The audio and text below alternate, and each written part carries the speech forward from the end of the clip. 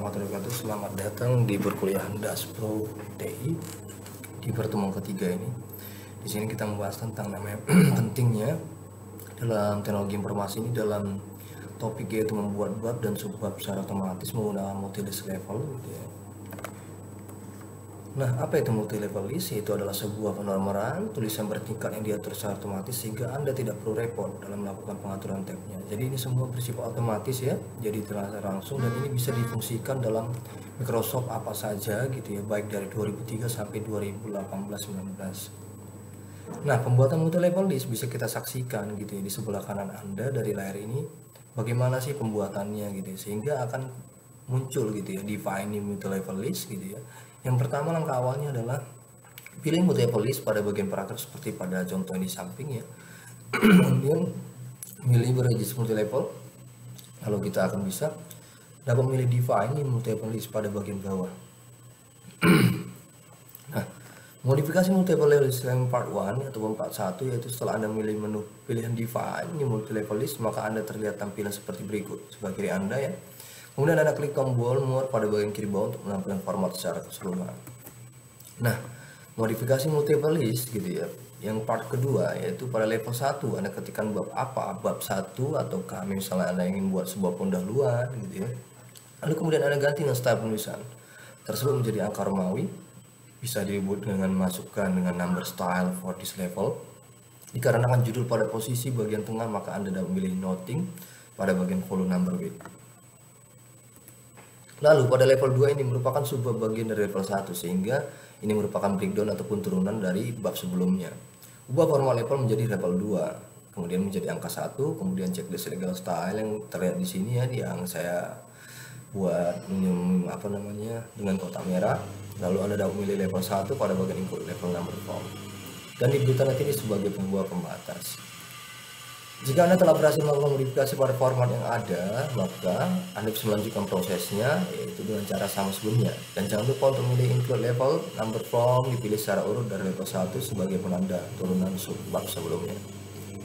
Di sini kita lihat sudah terjadi ataupun sudah dibuat ya, jadi ada subbab ya, jadi ada 111, jadi ada bab 1 ya 11 dan sampai satunya 4 kali gitu ya. Lalu Anda bisa membagi lagi dengan A, B, C alfabet dan berikutnya seperti itu.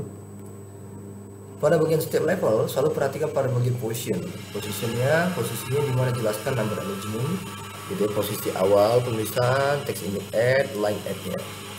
Nah, di sini ada contoh multi level list gitu ya. Ini biasanya di pengerjaan tugas akhir ya, skripsi, tesis dan lain-lain. Nah, menggunakan heading, bagaimana menggunakan heading? Apa itu heading?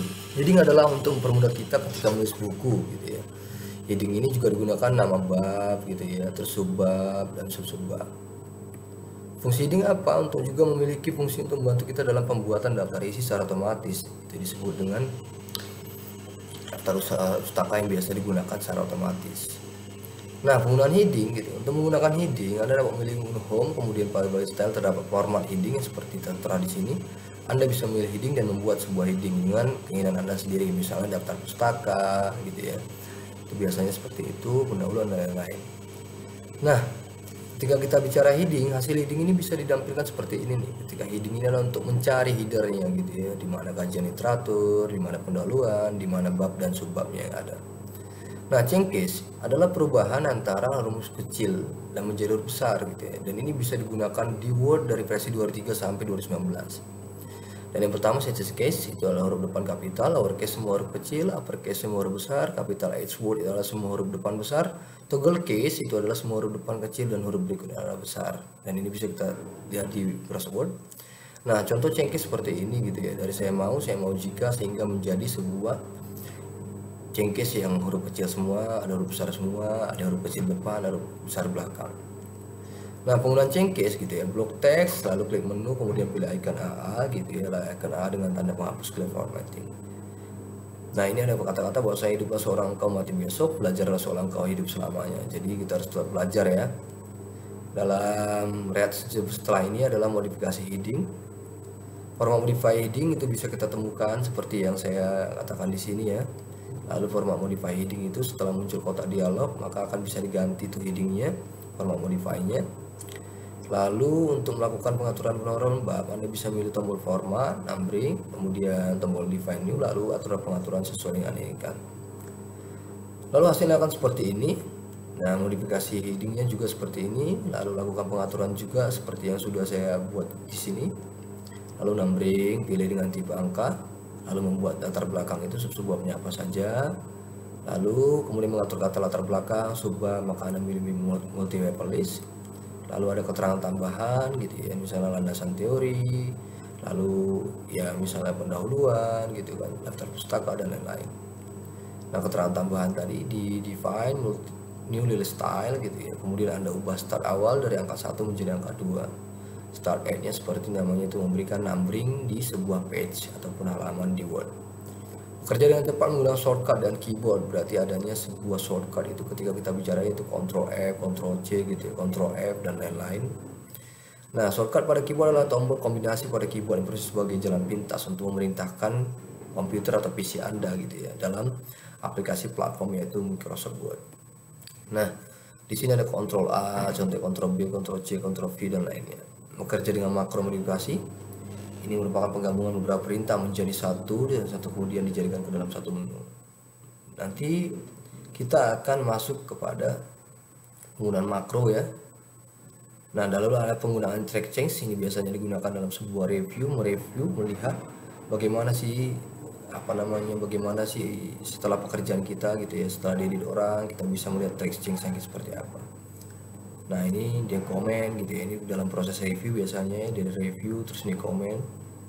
Nah, ini ya jadi ketahuan siapa yang komentar dan kita bisa accept atau reject gitu ya, kira-kira seperti itu. Lalu ada autocorrect, mengotomasikan ataupun otomatis dalam sebuah koreksi gitu ya. Lalu ada autocorrect option gitu ya. Lalu page layout, tentang penjelasan page layout gitu ya. Nah, mungkin kita bisa melihat di sini nih. Jadi ini tentang Word semua, mungkin Anda bisa membaca di rumah masing-masing. Jika Anda sudah selesai gitu ya dalam page layout ini, Anda akan mempost header. Ini akan berhubungan dengan header dalam page layout gitu ya. Lalu ada penggunaan menu insert, cover, tabel, smart art dan lain-lain. Ini adalah sebuah tools ya untuk membuat gambar dan lain-lain ya, import gambar ya. Jadi ada cover page, ada blank page, ada page break gitu ya, insert table, draw table, convert to text table, excel spreadsheet, quick table. Lalu ada picture, clip art, on the picture, save, smart art, chart, screenshot, ada hyperlink, bookmark, cross reference, comment, header, footer, fake number. Oke, cukup sekian perkuliahan kita hari ini. Jadi pesan saya adalah agama tanpa ilmu adalah buta, ilmu tanpa agama adalah lumpuh. Terima kasih, selamat siang, selamat pagi, selamat malam semuanya. Semoga kita dalam kesehatan selalu. Wassalamualaikum warahmatullahi wabarakatuh.